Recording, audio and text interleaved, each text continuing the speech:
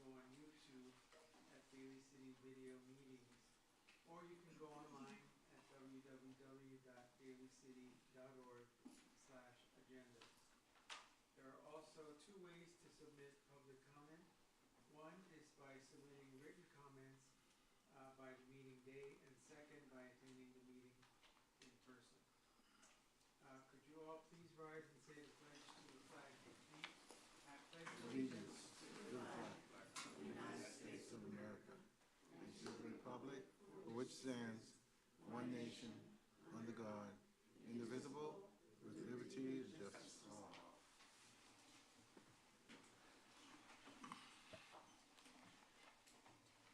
All right, thank you very much, everybody. Let me ask the Madam Clerk to do the roll call, please. Ms. DiGiovanni. Present. Dr. Rod. Present.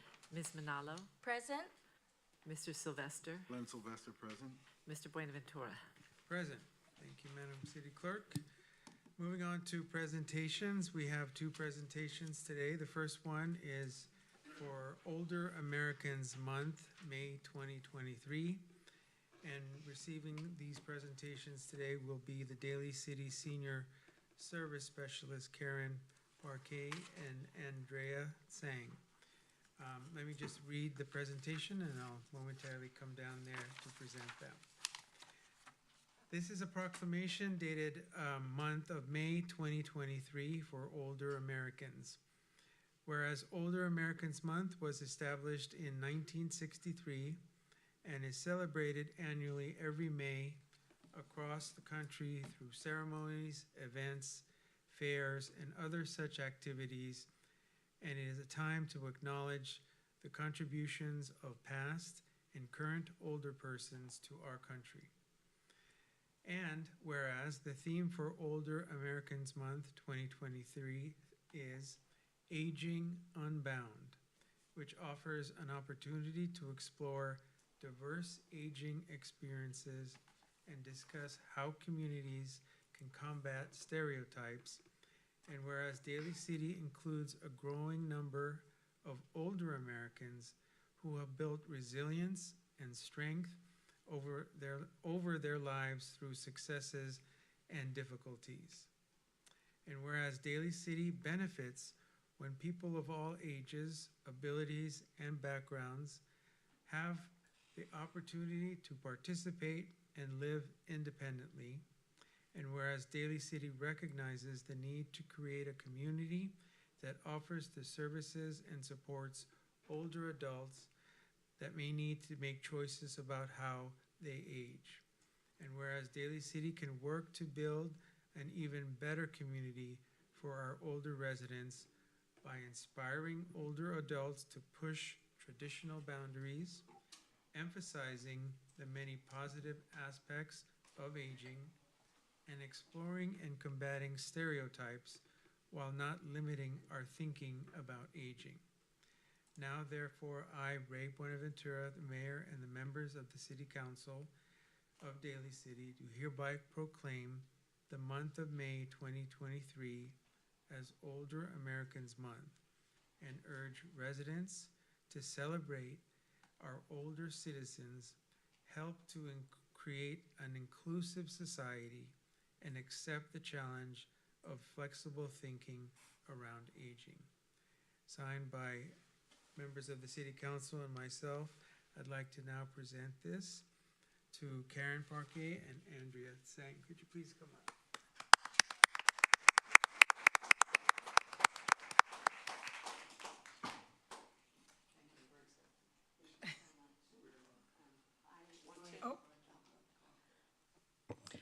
Hi, you guys. Thank you for having us, and I want to thank you for this. This means a lot to us. As you know, the Daly City Rec Center Health and Fitness Fun Fair is coming up on Saturday, so I brought you guys all a little sneak preview on what's going to happen on Saturday. I'll just leave them here, and you guys can grab them when you want. Thank you again. And Andrea couldn't be here today because she's sick, but she says thank you, too. Thank you very much. Why don't you hold on for a second? We have some comments. Any comments, questions?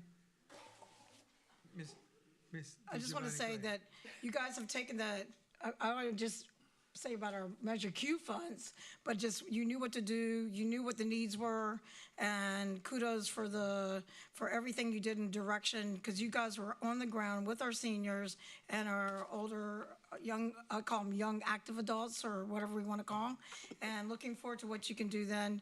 You put in a freezer, you expanded the programs, you mobilized with Denise and Jen and Romeo and everyone, Andrea, Leslie and everyone, and it's really grateful that I'm proud to say that I think we have one of the best adult and to recognize. Thank you very much. Also, Appreciate to it. remember, the pantry is also thriving right now with our senior population. Thank you. Thank you so much. I just want to run away. We have one more, Vice Mayor Manalo, go ahead. Thank you so much. I just want to say outstanding work that you do for our older adults.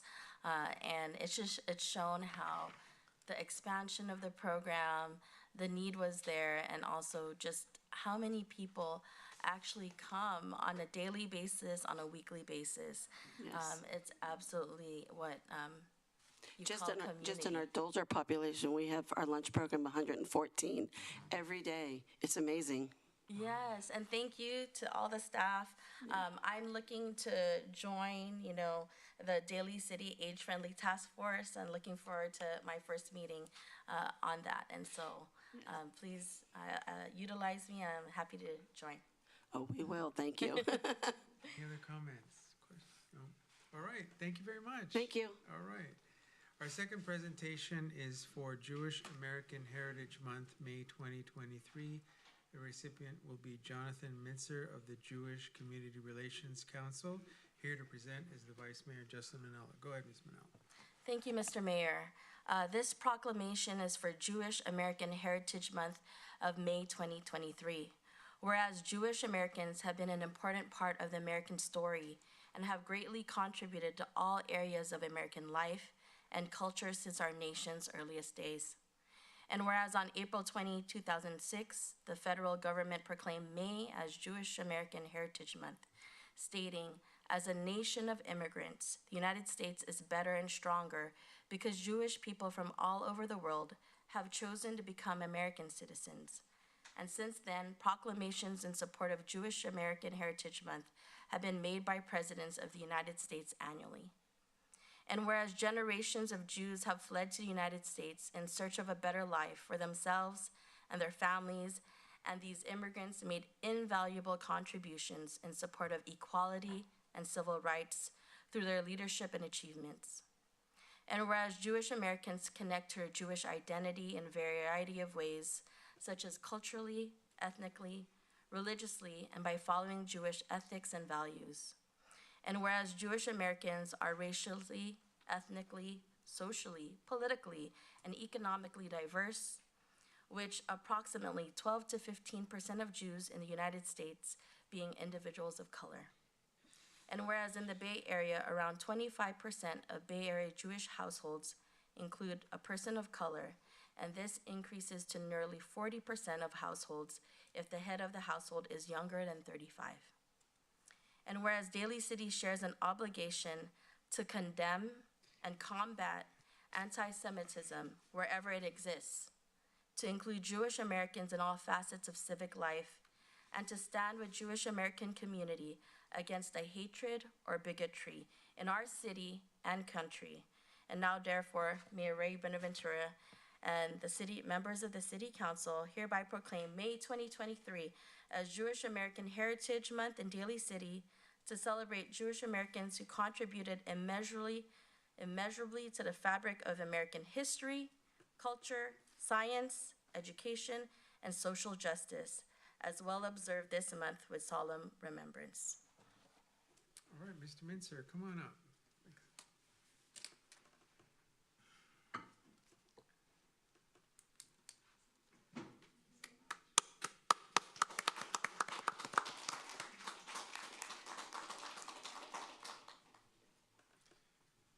The floor is yours, Mr. Mintzer.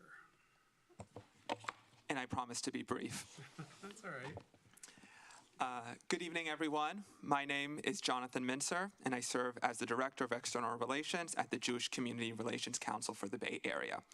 We are the largest collective voice of Bay Area Jews, representing over 50 synagogues and organizations in the region. Tonight, I want to thank the City Council for introducing item 2, a proclamation to celebrate May 2023 as Jewish American Heritage Month in Daly City.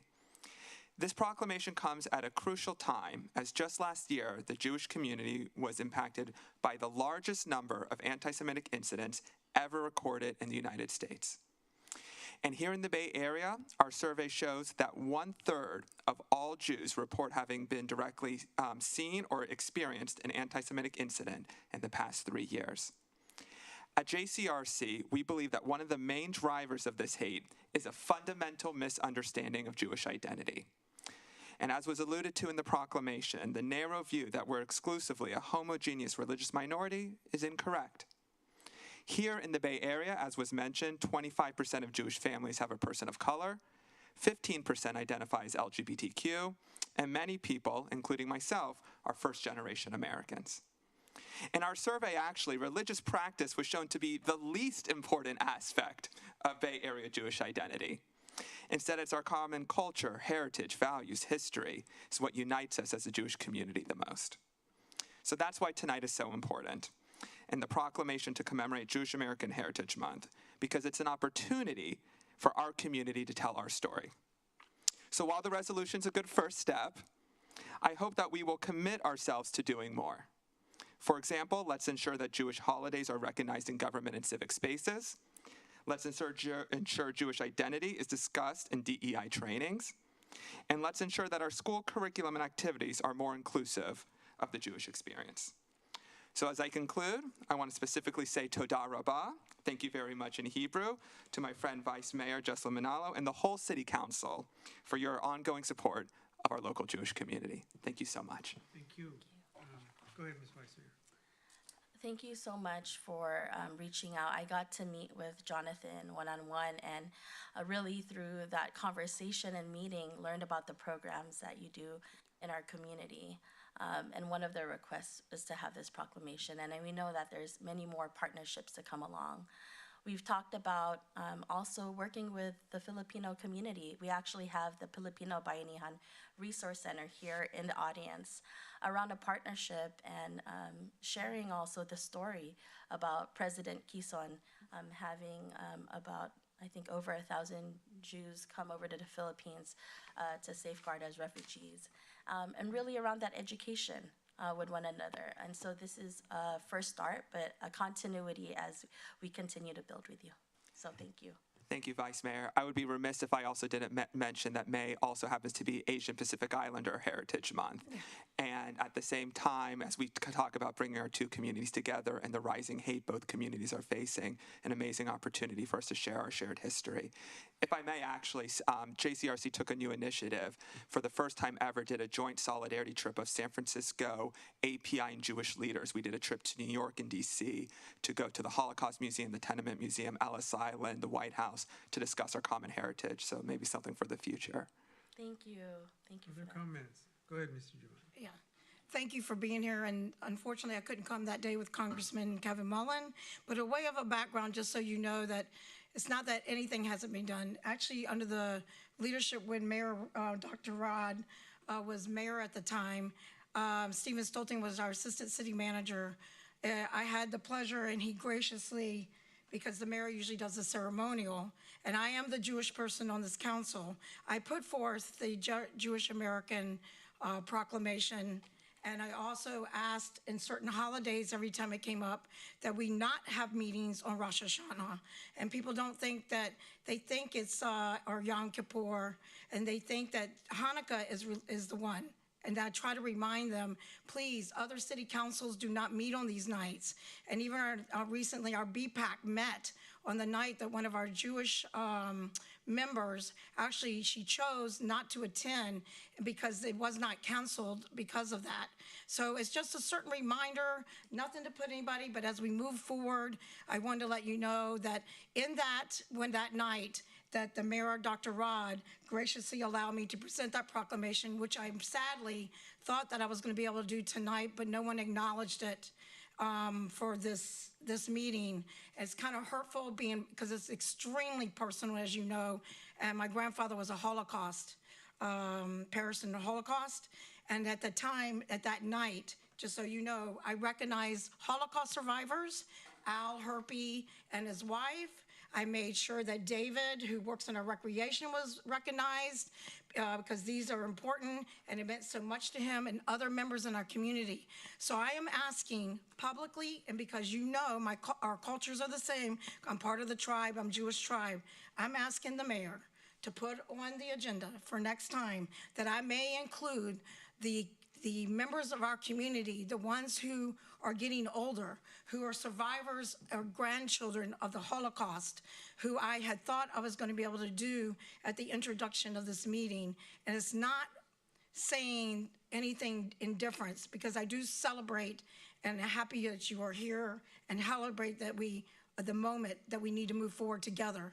But I do want to let you know that as someone, I cannot be silenced because that is part of our culture. And I want to make sure that these people in our own community are given a voice, because in Daly City, we had a very large community, and I would say roughly about, probably Jonathan, about 2% maybe, or 4%, because people think the Jewish community is a large percentage, but it certainly is not. And everyone deserves a voice. And that is what we're all here to do. And then obviously you know by now, and you can talk to Congressman Kevin Mullen, I cannot be silenced. And it's something that is so personal. And I will be happy to sit down with you and share my own anti-Semitic experiences that I have experienced, as well as other people have, and that to enlighten you on things that are currently in our daily lives that happen, which, as you know, you experience from having videos from people in our community, and that we do join together, because it is part of our culture, with the civil rights and everything that my parents marched with Martin Luther King Jr., that they stood for everyone. Jewish culture, we stand for everyone. It doesn't matter who they are. If someone is being wronged, we will stand up. And if that should be status quo for everyone. And I do hope that peace and unity come together. And I hope I'm given the opportunity to recognize those. Rachel Goodman, who is one of our trustees. She's the first Jewish woman as a library trustee recently appointed, that she is recognized. Some of our employees, our police officers, others in our point, who are always in the shadow, because it is part of the culture not to come out in the shadow and speak about it, but to stand together. So I appreciate that, and I appreciate you being here as well, because as a tribe, as a culture, we identify, like you said, not through religion, but through all the other things that our culture represents, and that is one of them. So thank you very much. All right, any other comments? Dr. Rod? Well, thank you for accepting this acknowledgement, and I think by the recognition that we do as a city, I hope it's acts of solidarity that we continue to have. Thank you. It means a lot to me. Thank you very much. Any other comments? No? Thank you very much for being here. Thank you so much for having me. Awesome. All right, let's move on. After presentations, we have the approval of the minutes of the regular meeting of April 24th, 2023. Can I get a motion, or are there any modifications to the April 24th meeting? No modifications? Can I motion to approve? Motion to approve? Can I get a second? Sylvester, second. All right, we have a motion and a second. All those in favor say aye. Aye. Any objection? Hearing none, those minutes are approved. Let's go on to the approval of the agenda. Can I get a motion to approve the agenda? Motion to approve agenda. Can I get a Second. All right, all those in favor say aye. Aye. Aye. Any objection? Hearing none, the agenda is now approved. We have public appearances, oral communications as next, and we have 2 speaker cards. Let me start with Ray Satori from PBRC. Mr. Satori.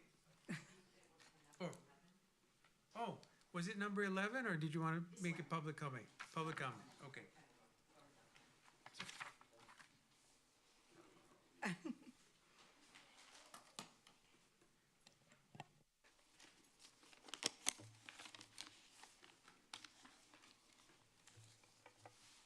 Good evening, Evening. the honorable members of the City Council, the honorable Mayor the debonair flying wingman, the Mayor Ray Benaventura. I came tonight in solidarity and harmony with the resolution of the members of the Filipino Bayanihan Resource Center, or PBRC, and being a member also of the Daly City Host Lions Club, which my colleague here, Captain Cameron Christensen, is also a member. And in solidarity also with the PBRC, we are in complete trust and confidence for the appointment of Christensen as the Chief of Police. But before I continue, Your Honor, let me read and quote the articles of Jean Rousseau, his writing on the social contract.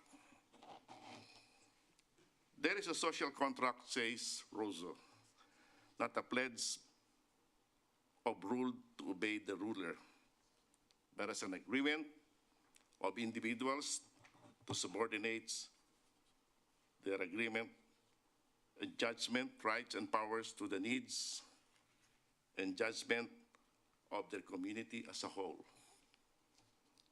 Each person implicitly enters into such contract by accepting the general will of the community.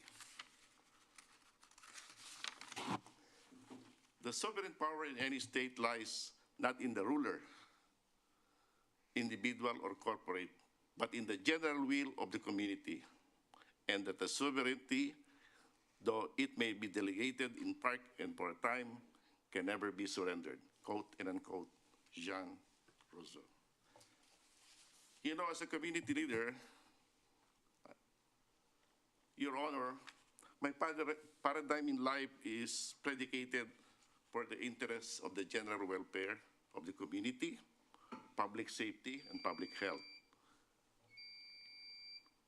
Thus, I fully endorse Captain Cameron Christensen as the Daly City Chief of Police. Thank you, Your Honor. Thank you, Ray. All right, the next up is Dory Panisa, PBRC. Thank you.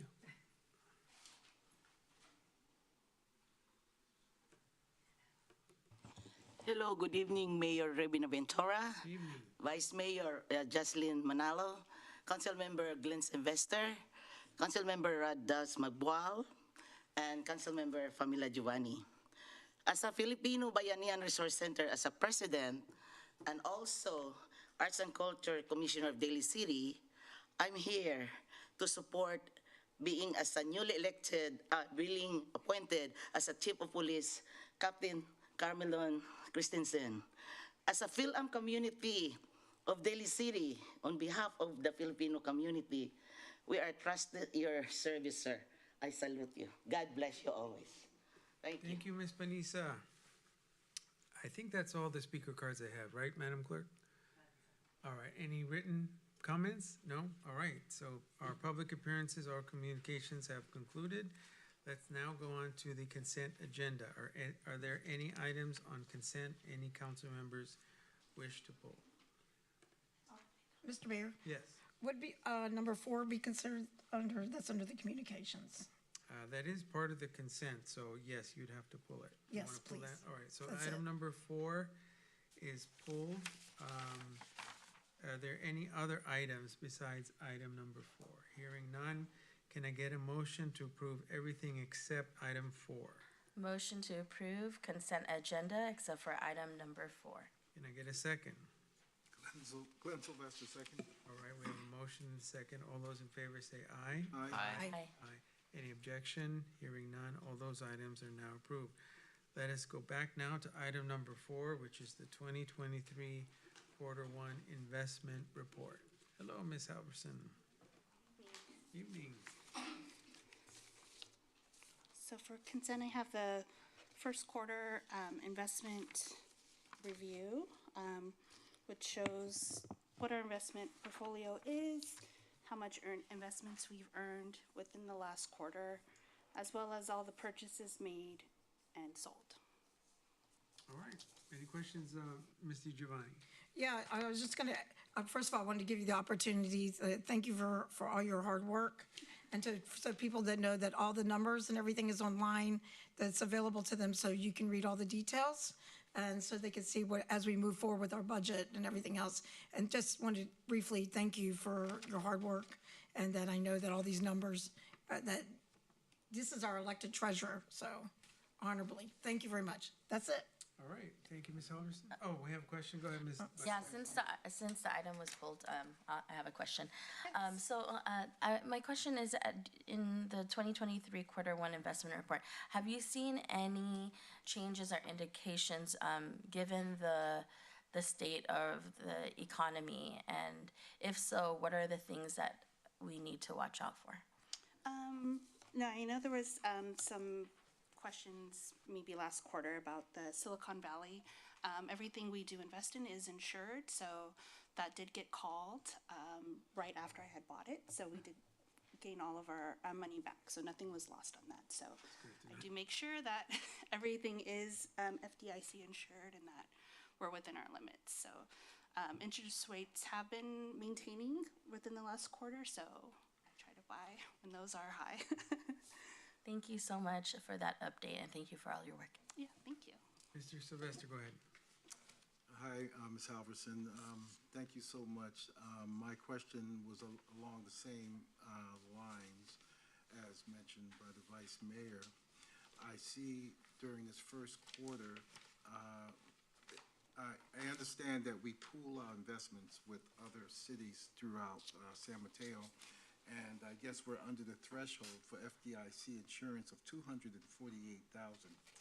which I believe FDIC insurance is $250,000, which I think was a good call. Yes. However, I really, given the circumstances with Silicon Valley Bank, the interest rate is pretty well 4.9, but I see that there were others at 5.0, 5.06 and 5.15. But my thought is to still trust in Silicon Valley National Bank, even though they are going through the turmoil that they're going through now. I can't see how, I can't see how they'll be able to honor this rate even though it's insured. It's just my thought. It was called. So it got called at the end of, I bought it on the 9th and it got called at the end of the month. So we got all of the money back.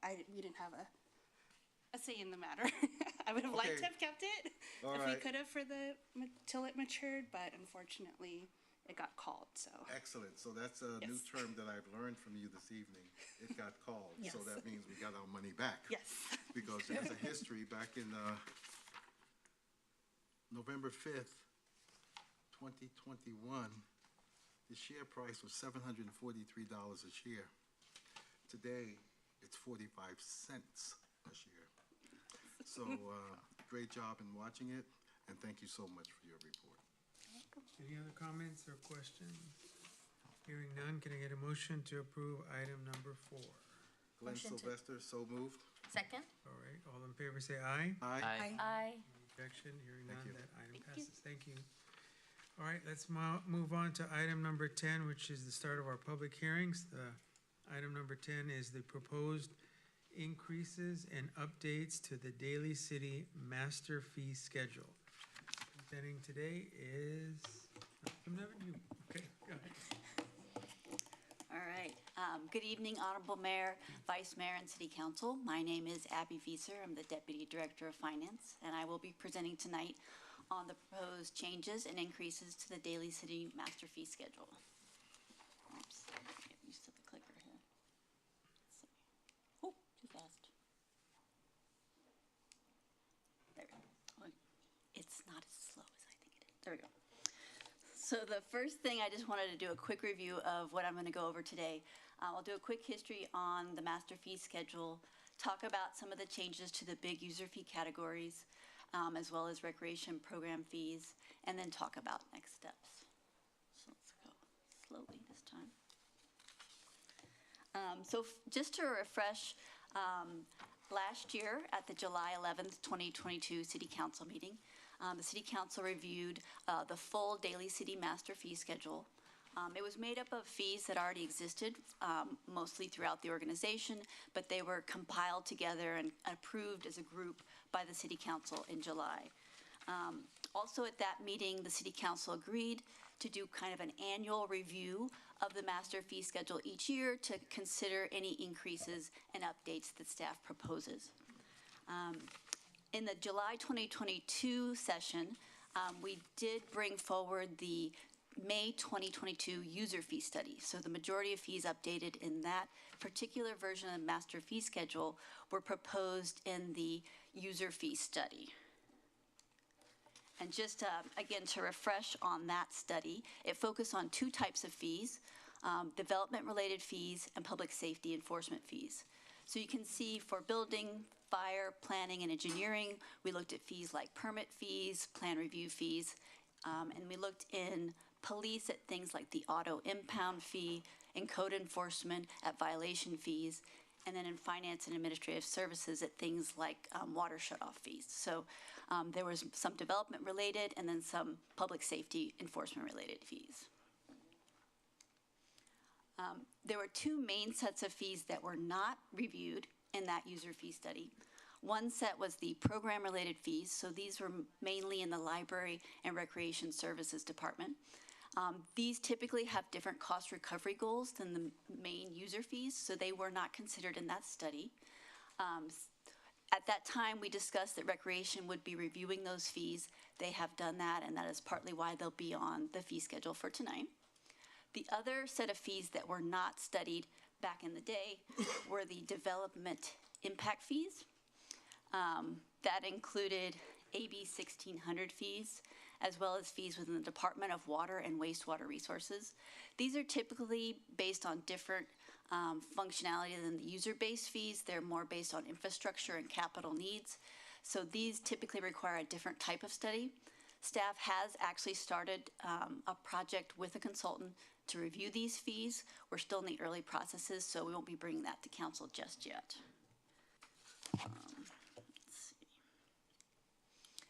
In terms of the user fees, another thing that was discussed at the July 2022 meeting was the idea of bringing them annually and then using a cost of living adjustment to increase those fees, given that most of the user fees are based on labor rates. So given that the cost of living adjustment for fiscal year 2024 is 4%, most of the user fees have been reviewed with that percentage in mind.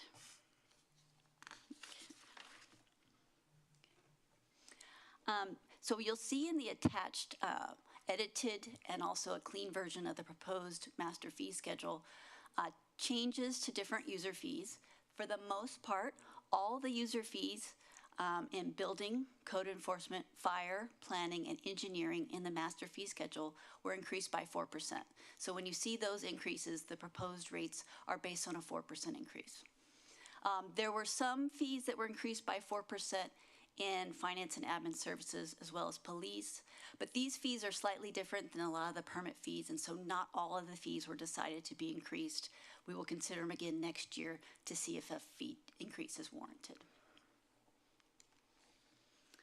The other main set of fees that I discussed that's in the master fee schedule is those from the Library and Recreation Services Department. One is the recreation program fees. And you'll see kind of three main areas of why they increased their fees and made changes. They did consolidate a lot of their fees and kind of reorganize them based on the last couple of years' experience. They have made some adjustments based on things they found during COVID and some of the program changes that were made.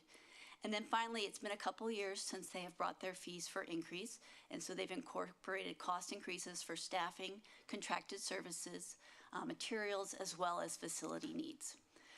So those fees, again, all the proposed increases are in the fee schedule. In addition, there's an attachment to the staff report, which kind of goes fee by fee and talks about the rationale of why Recreation proposed the changes and updates that they did. And in addition, tonight, obviously, staff from the Recreation Division is here to also answer questions you might have on those fees. So just in terms of next steps, obviously we're here tonight to adopt, hopefully the proposed changes and increases to the master fee schedule. So that'll be this evening. And then going forward, we're looking to complete the development impact fee study. And again, as we get more information on that and as we have some proposed recommendations from our consultant, we'll bring that back to the City Council for consideration of those fee changes. And then the final thing is, again, as I mentioned, every year we plan to bring this to the City Council for approval. So you'll see us again next year around the April timeframe, April-May timeframe, to look at another set of increases to the fee schedule. And I think with that, that concludes my presentation. I'm here to answer any questions before the public hearing. Thank you, Ms. Vesser. Let me formally open the public hearing on this matter. And I don't really think we have any speaker cards on this matter, but let me ask my council if they have any questions or comments. Go ahead, Madam Vice Mayor. Thank you, Mr. Mayor. Thank you for that presentation. My question is, with the 4% cost of living increase, when was the last time we did that with our fees? So I am not aware that you were doing any regular increases to your fees. When we brought the fees to you last year, it was a more comprehensive review. So given that it had been about 10 years since the fees had been studied, we actually went back and did a whole reworking of the entire fee structure. So this is the first time in a long time, I think, that we're kind of doing this annual increase. And again, it's just so that we don't get far behind like we did in the past. So your estimate would probably be, say, over a decade? Mm-hmm. Okay, thank you. Any other questions? Mr. Sylvester, go ahead. Thank you, Mr. Mayor. Ms. Vesser, thank you so much for the report. I just have a few questions, actually two. In the area of public service fees, have we looked at across San Mateo County the fee structure for CVC violations? Assistant Chief Christensen can probably answer that if you want further information as to what CVC is. Yeah, I'll let him come up and answer that one. Good evening, sir. Good evening. The California Vehicle Code Yes. statutes that Right. we would cite for running stop signs, red lights, things of that nature. 21, 450, 22, 453A, and et cetera. Have we did a study on that? Yeah, those are all set by the judicial system in the San Mateo County courts. They're not set by individual agencies. So my next question would be, so Daly City is generally in line with the other cities of San Mateo in the same fee structure? As it relates to the CVC sections, yes. And we did also do comparison studies for many of the fees that are associated with the police department, individual fees as well, in comparison to other agencies in San Mateo County of like size. Thank you so much. That's all I have on that one. Thank you, sir. I got from one of your slides, Ms. Vesser, not looked at, and that was recreation, where we probably have a few changes. But one of the questions I brought up before, and matter of fact, it's in relationship to a person who appeared before this council last week and for various sports programs. And I'm kind of narrowing it down to football. I didn't see any mention for facility usage or if there is a stipend provided for somebody who wants to rent the field for football practice. Okay, I'll probably have Recreation come up and talk about that specifically. Hello, Edgardo Bolaños, Administrative Assistant for the department. So we do have fees in place for the community to use. We do not offer stipends for community use. We do have the fees that we have to, if someone were to request a fee forgiveness, it would have to be through the council. But we do not give discounted rates. We do have nonprofit rates for Daly City. But it's a one-time per year use. It's 20% off of the hourly fee. For fields, the only fields we have to offer currently are the ones at Gellert Park. So if someone wanted to rent and they were a nonprofit in Daly City, they could get up to 20% off the hourly fees. If they're a non-resident or Daly City nonprofit, they could get a 10%, but it would be a one-time per year use. So, Thank you. I appreciate that answer. So if anybody wanted to, say, rent a basketball court at War Memorial, would somebody who want to rent a football field to practice football, is it the same rate? it's not the same rate, it's the same process, however. Depending on the sport, obviously, there's more costs associated with gym, lights, staffing, things like that. The fees, for example, let's take a look. Well, let's Yeah. change that. Yeah, yeah. I get it, Yeah, yeah. because inside for basketball is the inside of a gym. Yeah. Let's say a baseball field, which is grass outside, and they want to rent that field for baseball practice or maybe a softball game. But would they pay the same rates as someone who wants to practice on the field for football? Because I don't even see football even mentioned here. So we don't have football facilities. So we have a turf soccer field at Gellert Park that would be utilized. We also have a grass field. So it's not dedicated to football, but it could be used for practice. So those would be available for someone that wanted to do football practices. The process would be the same as the softball field. It would be to come to our office, fill out our application. We would check availability to see what's available. And at that point, if they were interested in, if they are a nonprofit, then there might be options for that person or that agency. However, it just be, and it is first come, first serve, so it depends on what's available. Sometimes it's kind of So would you have persons with such a resourceful mind, such as yourself, and say, I would like to practice football, and you can offer suggestions? Oh, absolutely. Maybe this field might accommodate you, maybe this field might accommodate you. Would that be made available to the folks? Absolutely. Someone calls our office, sends an email to active@dalycity.org for recreation stuff. They can ask those questions. We try and assist as much as we can to lead people. Unfortunately, again, we only have 2 fields that we have. So much. Yeah, so, our hands are tied. If things are not available, we can't really offer something we don't have. Absolutely. But it's the same process for. All right, thank you. Yeah. Through the chair. Go ahead.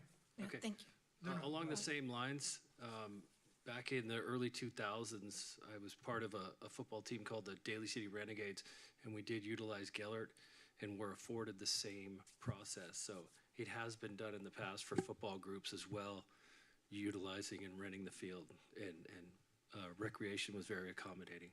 Yeah, we have had football practices and flag football, tackle football. We've had different agencies come through offering those services, but obviously the renting, they're using our. It's a different.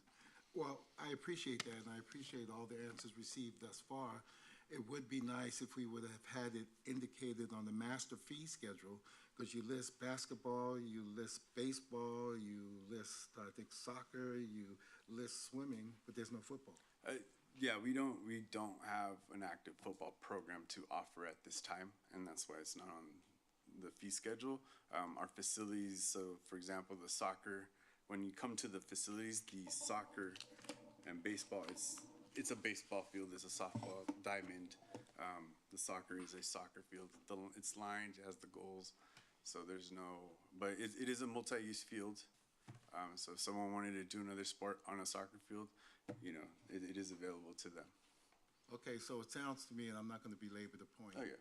If if recreation offers a program such as soccer, baseball, I guess they would get more of a higher priority than programs that don't exist. So when it comes to the actual facility and the field usage, it's pretty much, it's first come, first serve. So there is no, you're a soccer group, so you get first dibs. It's, you came into our office, you followed our procedure, you paid your deposit, you paid your fees, you have the right to use that field for the times that you designated earlier. So it's a first come, first serve. We reserve up to 6 months in advance. We try and get our programs in first to make sure that we have the programs that we're going to offer at our facilities, and then the community is welcome to utilize those facilities for their use. Excellent. I have no more further questions, Mr. Mayor, and thank you for what you do. Of course, thank you. Mr. Giovanni. Thank you, Mr. Mayor. Hi, thank you for your presentation. I just have a couple. One is, this is in regards to, I think it's page 23 out of 25 in regards to the recreation. The only question I really have there is under the insurance, is insurance administration processing fee for $25. Yes. Is that necessarily necessary, So to speak? Yeah. So the insurance, so every rental that we have, we Sure. do need to have insurance. So currently how it was set up, we had a fixed fee that we would advertise to the public. However, that fee was made out of the actual insurance premium that we pay to our vendor to cover that event or that party or whatever that rental is. And then we had our processing fee. So the time it takes staff to process it, to print out, to get it to the appropriate renter so that they have that certificate, and for any processing after. So if anything were to happen, then there's a process that our staff has to follow. So it's to take account of the staff time and things that they need to take care of to make sure that insurance document is. Yeah, because I'm asking actually on behalf of the community as well. Because they were asking, like, is it necessary to have that, or would that be inclusive and part of them going for their insurance anyway? So with the currently it was like this number, and that changes every year. Our vendor every year will change the fee. They set the fee. We pay what that is. In the past, what we've been doing is reducing the admin fee so that it wouldn't impact the customer, the public. However, as fees keep increasing and as staff fees keep increasing, we kind of have to set that, this is a separate fee and state it that way. When someone rents out a facility and has that insurance on their document, on their permit, it's already broken out and they see the difference. We were trying to be considerate and keep it simple for everyone to say it's, and that was just how it was set up in the past, so. But I do want to say, but I also want to say in the interest of transparency, when everybody knows that governments and that are being told now they have to list everything. Yes. I do appreciate that. I knew that you would list everything so that people know exactly where their money goes, right? And that was the goal, to make sure that we are aware that we are paying the actual cost of what the insurance agent is charging us for every event, and that we're just charging them exactly what. Yeah, cost recovery, basically. Exactly, yeah. And the other quick question is, I see that, that when we look through the list of programs, I guess as Councilmember Sylvester alluded to, one that I got a lot of demand from and are great is that I guess we're having new families here in town, which is fabulous. And they don't appear to have I don't know if there's any plans to have community space for them. I know that we have a TOP program, but is there anything in line for them to have a community space where they can bring their children? I know sometimes they've been using second home once in a while, but it's a large amount of families. And there's some of those families are where the playground is not accessible right now, which is at Northridge Park. So they're looking for a spot to bring their children to recreate and to be communities together with other parents. Do we have anything, or is there anything in sight, or can you put that in a little note in the planning? Because it's a high demand for young families now for looking for spots. And I have one of the mothers that's sitting here tonight, and I won't embarrass her, but that we have several conversations on, and I know that there's numerous families that are looking for community spots, and they're going to South City. And I don't want Daly City families to have to go to South City. We need a spot for them. Just something, and I know you've got a high demand in recreation, which is great. That's a good thing, but it's just things that you guys have to plan out yourself. I'll speak for, I would welcome the community if they have ideas or if those needs, that they send us emails to active@dalycity.org. That's the recreation, goes directly to us. Get all those families that are interested, maybe sign a letter or whatever, let them know that there is a demand for that, and they always answer if they can, along with our city manager approves, make sure that we have the support in our community for their young families as well. Yeah, not knowing exactly the specific needs that they're Yeah. asking, we welcome them to ask questions. We could direct them to what we do offer. Usually it's, the not knowing what we already have. Yeah. So by emailing us, we could more than happy direct them to. I don't want to call you out, but he's, No. so the young mom in the audience, let her know that he is a dad, so he knows there's a big need for families to Absolutely. communicate together and playtime, and that's really important to share. So thank you very much. No problem. That's all I have for right now. Thank you, Mayor. All right, any other comments? No, all right. Let me see if there's any more public comment. Okay.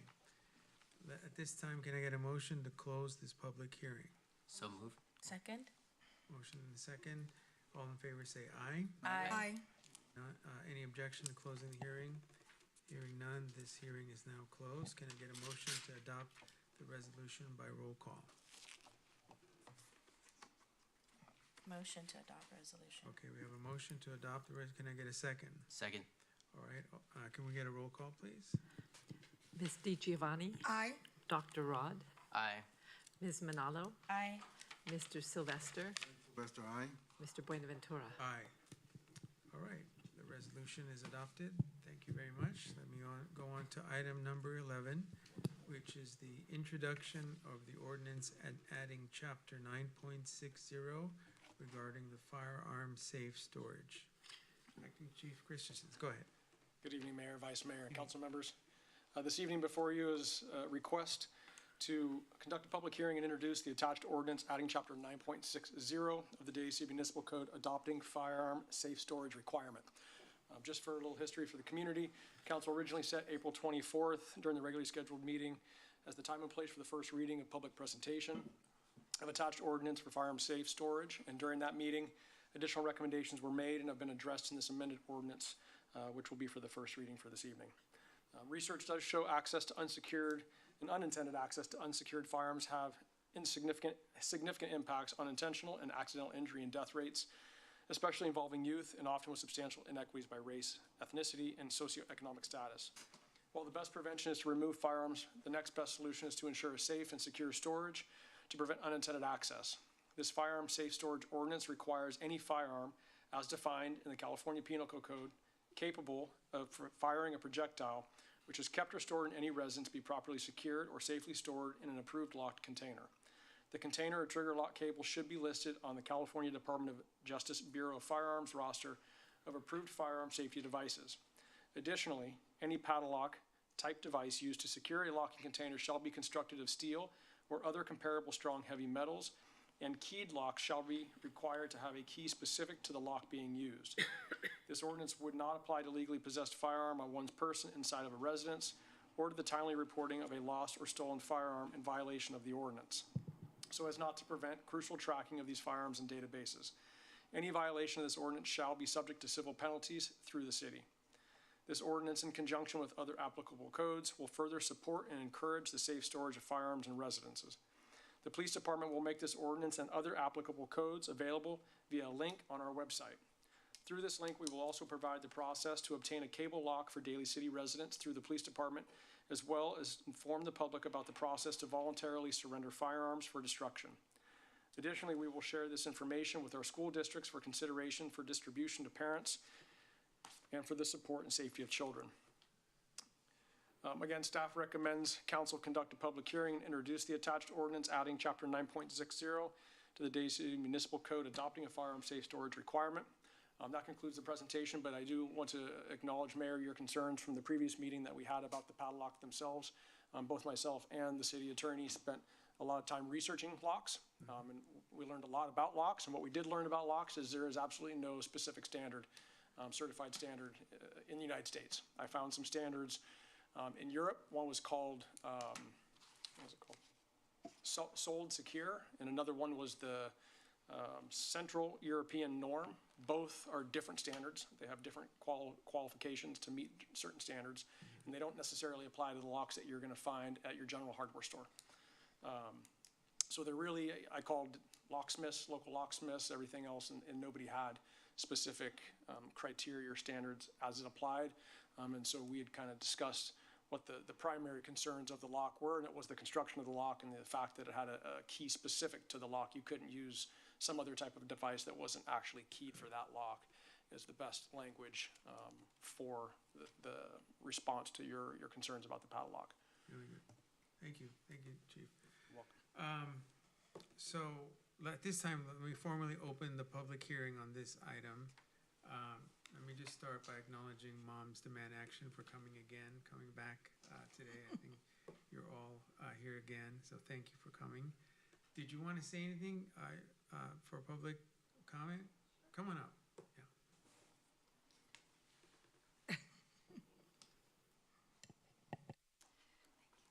Good evening, I'm Alexandra Pavlidakis. I'm a volunteer with Moms Demand Action. Like I mentioned last time, Moms Demand Action is a nonpartisan grassroots volunteer organization. And in our group, we have gun owners and people who do not own guns. We respect the Second Amendment, and we're here for common sense gun legislation, such as safe storage ordinances. Like we've talked about, firearms are the leading cause of death of children in the United States right now. And safe storage is a huge way to decrease that number.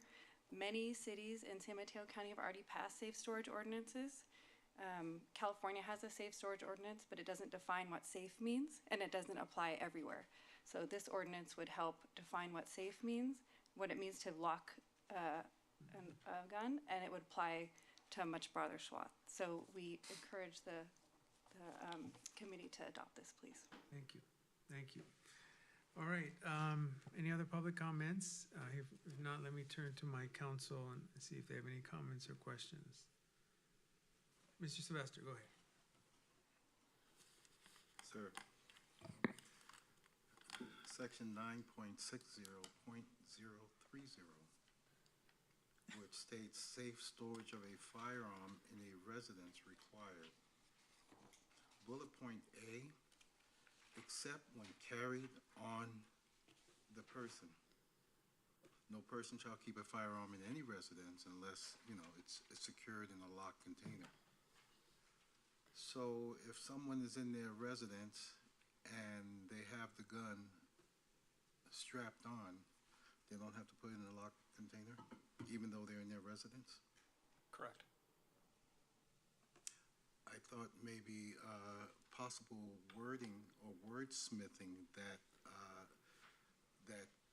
a bullet point, except when carried on the person outside the residence.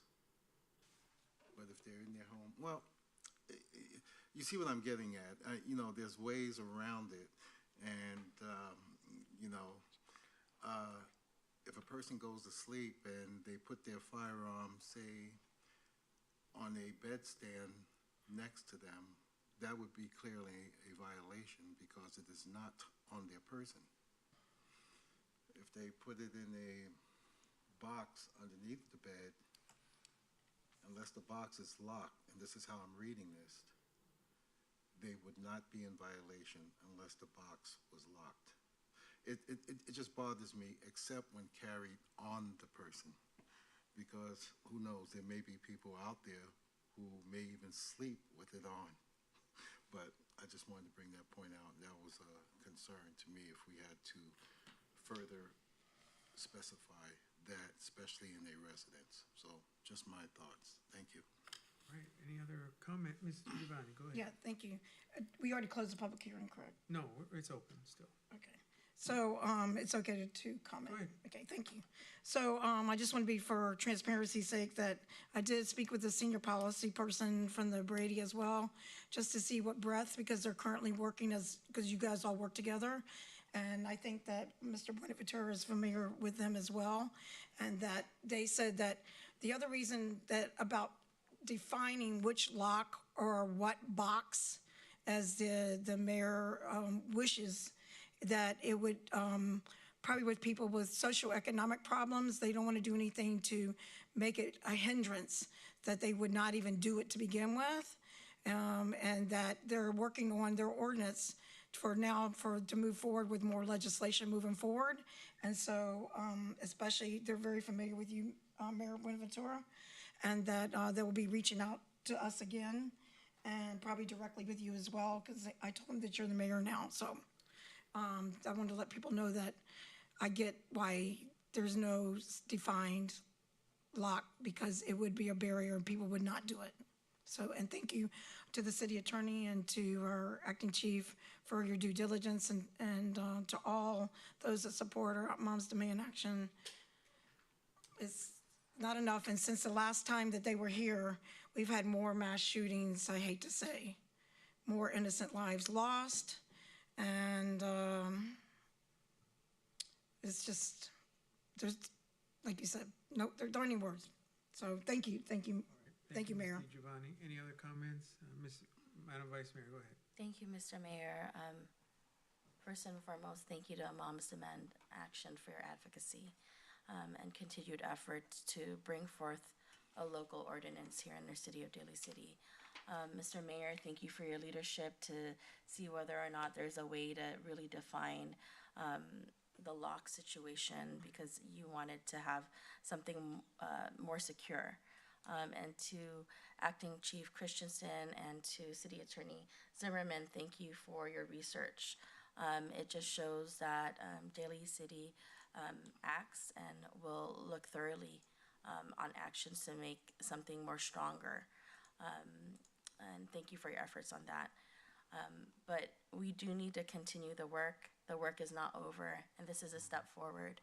And we need to continue to fight for ordinances that keep our communities safe, that keep our children safe. And so with that, I'm, as last time, full support and proponent for this ordinance. Thank you. Thank you, Madam Vice Mayor. Dr. Rudd. Yes, I just want to say thank you for everyone that worked on this ordinance, our guest speakers as well. I think this is just one smaller step to keeping everybody safe, from the young folks to our family members. We know that gun violence, as what Councilmember DiGiovanni was talking about, in terms of these mass shootings that has happened today. And I know we're not talking about that, but then just any way that we can find some sort of peace and some sort of peace of mind as well, in terms of security for our young ones. And you know, I mentioned in our last council meeting, I've known it's getting more and more that I know people personally that's been taking their lives, and it's because they have like access to certain guns, and you know, people that are not well, that go through these tough situations and end up in death. And it's definitely taken a lot of a piece of me as well, in terms of seeing young people passing away because of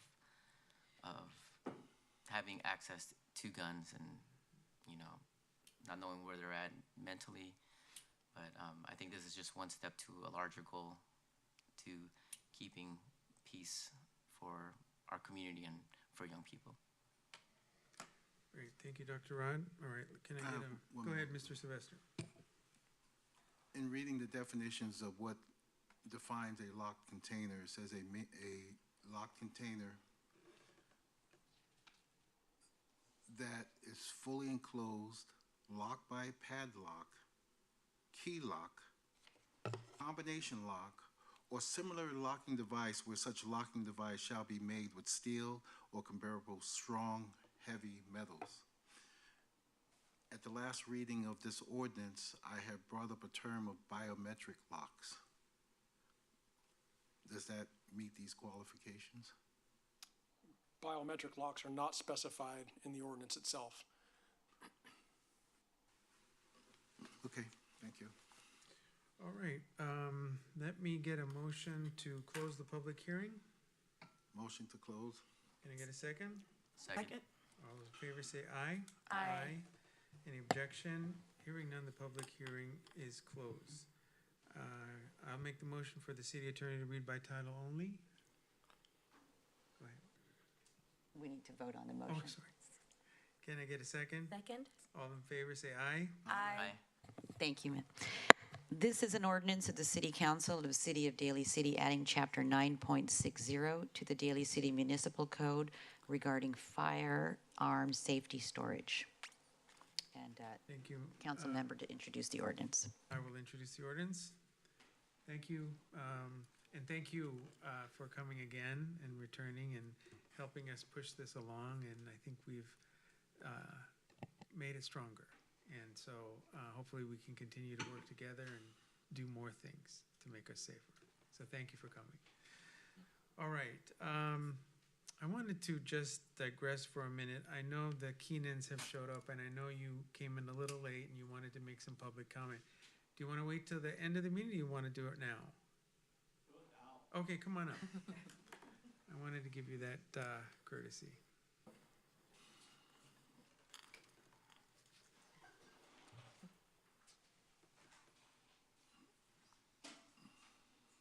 There you go. Annette.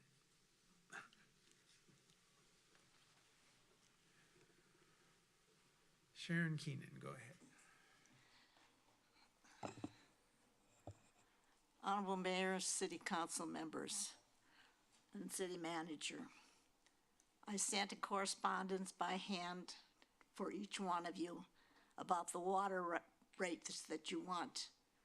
I received no answer from one council member or the city manager on a reply of, was I right with what I read? Was I right with what I figured? The letter stated that it was $5 and some cents raise. Didn't say per unit. I use 5 units every billing period. And I can't use less water than that. And adding what you want to start adding for next 4 years, at the end of 4 years, I'm paying $167 every 2 months for water. And that's not counting the fact that the garbage is going up too, because if you can get more, they're going to get more. So I thought that at least one of you would have enough decency to get in touch with me and say, no, you're wrong, no, you're right. And figure, we live on a fixed income, we're retired, and you raised the water bill like that. You did it when Sweetland was here, and he said that it was the way that I had figured it out, so that's why I figured this one out. But I'm very disappointed in a council that I've supported for the past 60 years. And that's all I want to say, is that I think somebody should get in touch with me to tell me if what I gave you in that letter was right. Thank you. Thank you, Ms. Keenan. Ray?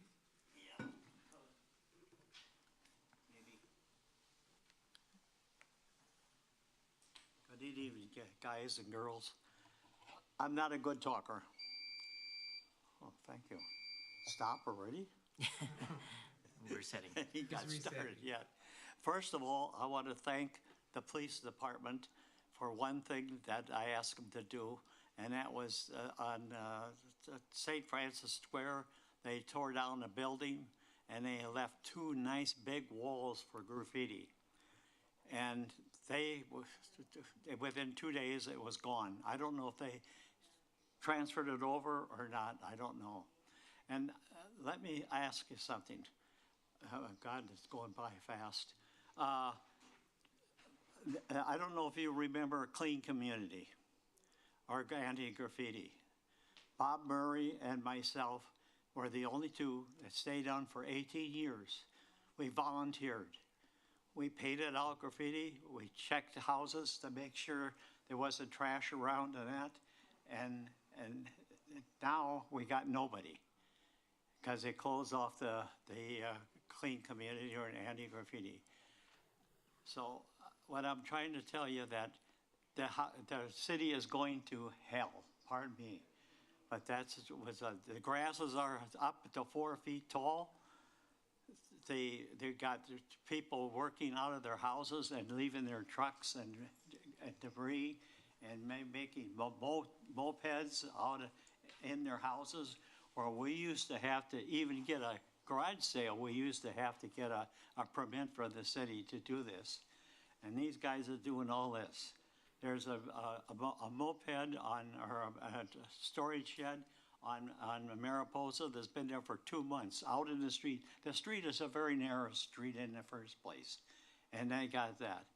And I just would want you guys, if you would think about it, or somebody would think about it, when you make these letters out, bring up the oh, God. I'm sorry, I'm gonna keep going. Go ahead. The garbage cans are sitting out all over the place, and you got, especially these builders are building, remodeling all these people's homes that they left Daly City, which I don't blame them. I used to think of how wonderful it was to be in Daly City. Now I don't feel that way anymore. And the grass is growing very high. If people don't mow their yards and as soon as the fire season starts, some of these places will probably go up. And I want to see Daly City go back to, we watched them build our darn house. And we've lived here ever since. And it keeps going downhill. I mean, when I go to a senior set play down in San Bruno, I say, oh, I'm from Daly City. They go, Daly City? Yeah, well, I gotta say yes.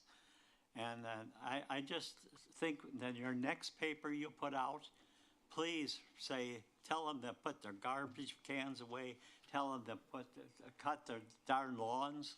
I mean, you could go on my block and I can show you 4 houses on my block that the lawns are at least 13,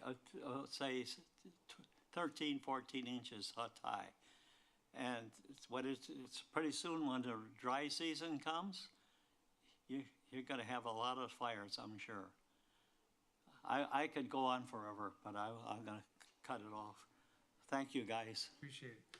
All right, let's go back now to the agenda item number 12 under ordinances. Thank you, Ray. Yeah, can I say one more thing? Go ahead. I think what it was now. Could the city manager, hi, I don't know you too well, that all the city workers that get paid for, including you guys, go around with a little pad in your hand, and you see something, write it up and turn it in to whoever you gotta turn it in to get rid of it. I mean, it's not up to individual people like me to go around and do this. Okay. I'm too damn old. Okay? All right, thank you, Ray. Okay. All right, and item number 12, which is the second reading ordinance 1464, amending chapter 2.58 of the Daly City Municipal Code regarding legacy business registry. Ms. Zimmerman. Thank you, Mr. Mayor and members of the City Council. This item came before the City Council by introduction at the last City Council meeting. It is the second reading for ordinance number 1464 for adoption. All right. Any comments, questions? Hearing none, can I get a motion to adopt the resolution by roll call? To adopt? Second. All right, we get a roll call, please. Ms. DiGiovanni? Aye. Dr. Rod? Aye. Ms. Manalo? Aye. Mr. Sylvester? And Sylvester, aye. Mr. Buenaventura? Aye. All right, the resolution ordinance passes. Let me go on to item number 13. Second reading ordinance 1465, amending zoning map to rezone 141 3rd to residential multifamily district R/3. Ms. Zimmerman. Thank you, Mr. Mayor and members of the City Council. This ordinance 1465 also came before the City Council by way of introduction at the last council meeting. It is up for adoption by roll call vote. All right, any questions or comments? Seeing none, can I get a motion to adopt the ordinance by roll call? Motion to adopt? Second. All right, can you get a roll call, please? Ms. DiGiovanni? Aye. Dr. Rod? Aye. Ms. Manalo? Aye. Mr. Sylvester? And Sylvester, aye. Mr. Buenaventura? Aye. right, that ordinance passes. Let's move on to appointments, board, commission, membership committee appointments. Dr. Rod? No? No. How about anyone else? No? Okay. Let's go on to reports, council committee reports. Any council committee reports? Go ahead, Dr. Rod. Thank you, Mayor. I have an update from the May 27th, 2023 Peninsula Clean Energy meeting. I have a couple of updates. One is the PCE is looking for a new CFO. They decided to, the previous CFO had to step down because of emergency reasons, and they have hired an interim CFO who was our past CFO, who was Andy Stern, and they hope to, I believe the listing is already out, so the search for that position will be forthcoming. Also, I've been a part of their DEAI committee to get it fully operational. And we're getting to the last 10 yards of this DEAI to get it operationalized. One of the things that were the updates was, one, when we talk about having deals or, let's see here, deals or potential developments in terms of accessing energy, and those that where we get energy, if we have to develop plants, that we have labor in terms of representation, and to put that into the policies. Another one was to include the voices of environmental justice recommendations from certain groups that represent environmental justice groups, and to look at organizational policies. So when we look at targeted hiring, or looking at community benefits, or meaningful community engagement, or even project evaluation, that there is some language that regards their recommendations in terms of looking at it from an environmental justice lens. And we also went even beyond that in terms of not just the policies, but in terms of the programs that they have, that we are actually targeting, and we're actually practicing what we're trying to convey through DAI practices in our programming and in PCE. So one thing that's really great about this is that we're the only CCA throughout the state that is trying to implement this DAI, and we are the standard right now. So a lot of the CCAs are looking at us. So once we get this DAI moving, we're going to be setting the standards for other CCAs in the state. And that's about it. All right, thank you, Dr. Rod. Any other council committee reports? I know Ms. DiGiovanni. Yeah, I was just going to, sorry about that, city council. Oh, okay, you want to wait to city council? Thank you. All right, any other council committee reports? Hearing none, now city council reports. Go ahead. Go ahead. Thank you. First, let me begin by saying that our acting chief was honored for his community service and leadership. I just got off the phone today from the master of the Crocker Lodge 212. They had him there because they felt that he was an outstanding chief and that his community service and leadership needed to be recognized. So they invited him and surprised him with recognition.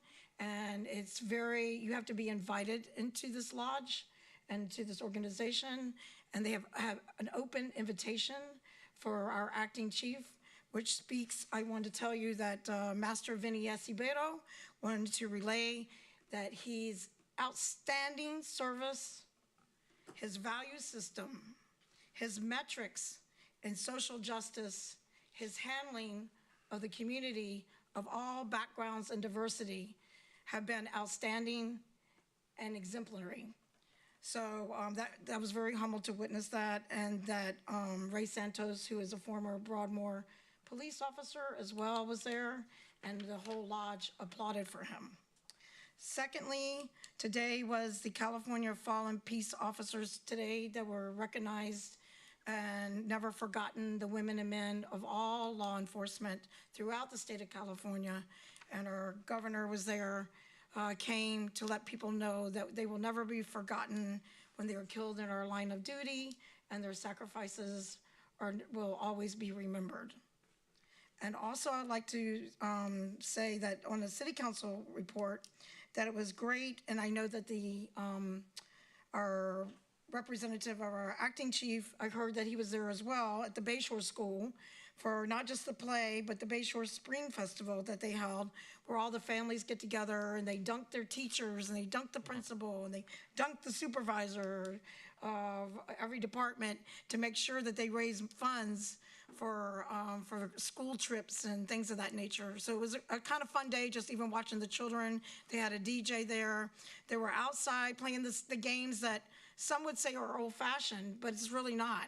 They were playing basketball, just doing the normal things that kids do and run around with their parents and eating simple things. So that's all I have for now, and I'd like to recognize, I know that next session that I think the resolution will be for our AAPI community as well. So I know that that'll be coming up at our next session. Thank you very much. All right, thank you, Ms. DiGiovanni. Other city council reports? Go ahead, Madam Vice Mayor. Thank you, Mr. Mayor. I just wanted to share a council committee report. I sit on the CCAG Equity Subcommittee, and very similar to Dr. Rod with PCE, we are looking at CCAG with an equity lens and looking at different facets of the organization. They've hired a consultant to look over operations, looked over just even how the board functions on many levels. And so right now they're just in an assessment phase. They will bring forth the recommendations, even to the level of procurement. I think just in ways we can be much better in diversity and inclusion, even on the CCAG board. And then also, moving on to city council reports, I just want to mention that I was able to see the Northern California Carpenters Training Facility in Pleasanton. It was really extensive, looking at really the future around technology and building, and how they really bring forth so many young people that may not have the route towards second education, right, higher education, but have the craft with their hands. It was really amazing to see how bridges are built. And maybe that's me and my naiveness. I'm like, wood is used to build bridges? But it is, and it was just amazing to also see the future technology that is being taught to these individuals and in that trade. Also, you know, their commitment to having more women in the carpentry field and was something really great to see. There were in that group, there was actually 2 to 3 women out there learning the trade. And also just want to say that I was able to attend a District 5 Health Fair with Supervisor David Canepa. I know that I did see our city manager over there. Thank you, Tom Piccolotti. But it was really a health fair where we had police, fire, Republic Services, and you know, Supervisor David Canepa honored community members from Colma, San Bruno, South San Francisco, and wanted to share, was truly humbled that that Saturday from Daly City, I was one of the recipients that he honored for community service and leadership. But I shared that with my family. I had little Ethan join me. And so as we end the month, celebrating as well Mental Health Awareness Month, was able to also go down to the county and support the county's behavioral department, where, you know, they really wanted to ensure that education and awareness first and foremost with their programs are at the forefront.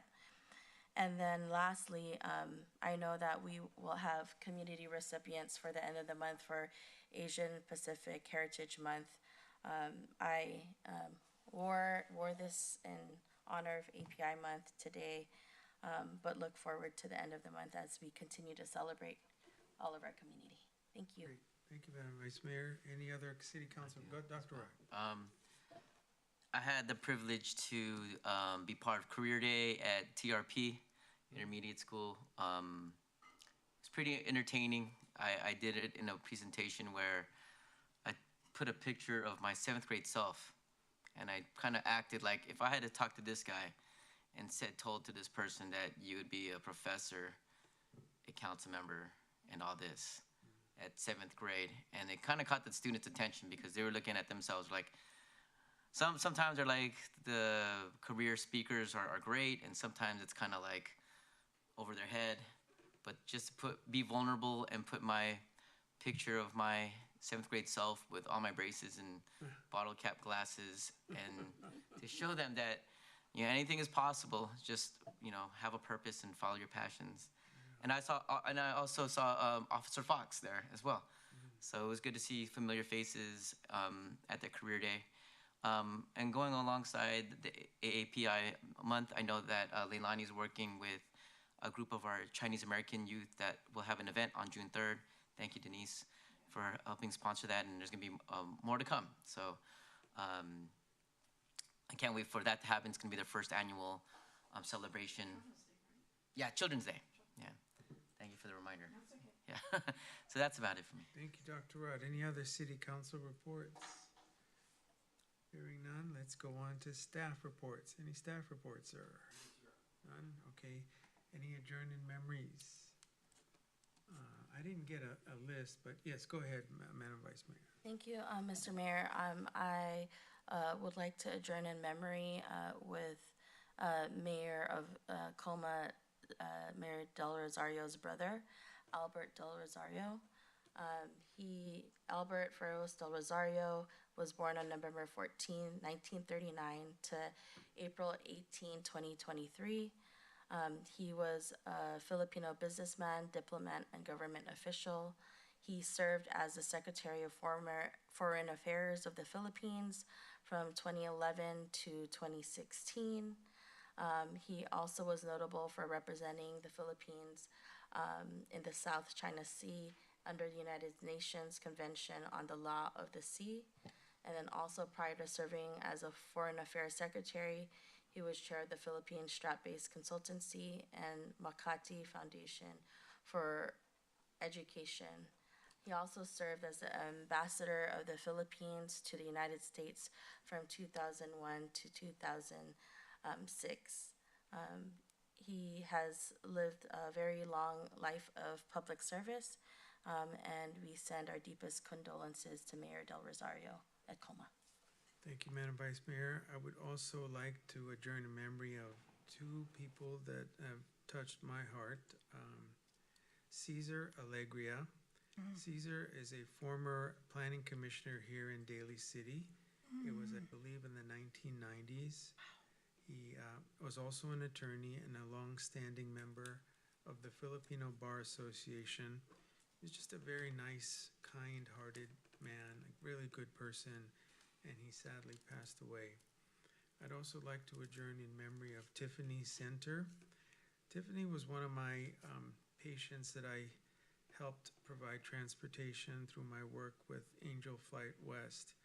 Angel Flight West is an organization that provides free land and air transportation to those who are ill and in need of treatment. I'm making that plug because I want the community to know that if you are in need of transportation, it's free. It's air, and they'll fly you, and also they'll drive you from the airport to your destination. It's called Angels Flight West, and you can find them online for anyone that is in need of treatment, that needs some help. So for those reasons, I would ask that we adjourn in memory of those two as well, and I ask that we take a moment of silence to honor them.